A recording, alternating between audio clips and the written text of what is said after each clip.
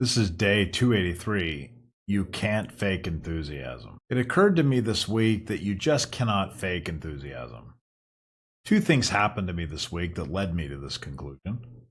First, I watched a couple of political speeches at the Republican National Convention. And second, I heard from a founder regarding a new company that he was starting. At first, I could not help, as the camera panned the audience of delegates at this convention, just how enthusiastic these people were. This is probably the case for every convention of this sort, and I will probably see the same sort of wild-eyed elation at the Democratic National Convention in a few weeks. However, I noticed more enthusiasm than normal. This was extra, a little more flair than is typical. This was palpable and was reflected by the hosts of the various news programs. There was an infectious enthusiasm that impacted every part of the affair. Despite all the pomp and circumstances, balloons, digital displays, signs, posters, and stupid hats, the facade fades quickly when there is a lack of enthusiasm. This just cannot be faked, even with millions and millions of dollars. It also cannot be faked with a slide deck put together by Slide Genie or some similar company. I've been on a surprising number of investment pitch presentations where the lack of enthusiasm is palpable, which is rather shocking. A founder or CEO is asking for money for a new company, and they just don't have any enthusiasm. This has been perplexing to me. What is going on here? I've dug into this a few times just to see if I could learn. What I've uncovered is that in these situations, the founder is actually not that confident in their solution. They are interested in investment dollars, but not entirely confident in their offering. This creates a second-guess mentality, which comes out as a lack of enthusiasm. The difference is very real. When a founder comes on a call full of enthusiasm and confidence, which, you can tell. Even if their idea is not all that good, their enthusiasm is undeniable.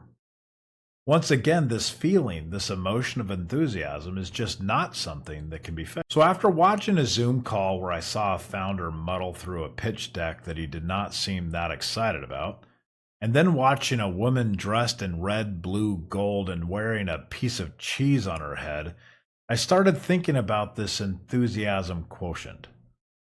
This part of the equation can make all the difference in the world.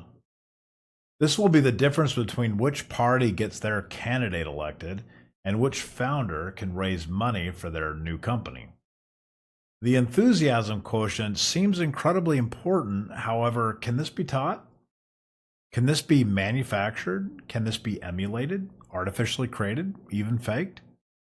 The answer is absolutely no. However, that does not mean that people don't always try. They will do things to show the right body language, change their vocal tone, improve their facial expressions, alter language, and send positive messages that indicate interest and excitement. I researched this topic, and as it turns out, humans are good at detecting signs of fake enthusiasm. Sincerity is important to us because human interaction is dependent on successful relationships that are productive to us. We have ways of instantly detecting things that could indicate a lack of sincerity. We can instantly tell when someone is being inconsistent or there are sudden changes in their interest level. We can tell when someone is overcompensating and exaggerating enthusiasm. We can sense when their engagement is superficial and lacks depth. And we can quickly tell that their body language does not match their vocabulary. That politician, that salesperson, that person asking for money gets scrutinized by millions of years of human evolution. If they are faking it, they do not stand a chance. We will notice that something is wrong. We call this putting lipstick on a pig in everyday vernacular. We try this all the time, regardless. We roll a person out or an idea in front of people and try to make it look as good as possible. But we face this core problem. All humans are collectively trained by each other to detect this and avoid it when they do, which ends up creating this collective charade we all hilarious, actually. We are all watching the same politician, and we all collectively can detect the insincerity and lack of enthusiasm. Some of us go along with it for whatever reason. Some of us reject the facade out of hand. The point is that we all know it, we all detect it, and we just deal with it differently.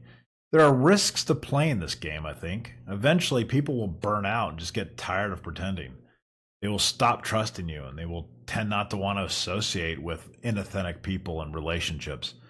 So, my recommendation is to avoid faking enthusiasm. It will eventually come out, it'll come back to haunt you. If you are not authentically enthusiastic, then perhaps it is best to discover why and deal with the root cause. Life, business, and even politics seem so much easier on the person who is genuinely excited about what they are doing, interested in a passionate and actually passionate about what they're trying to accomplish.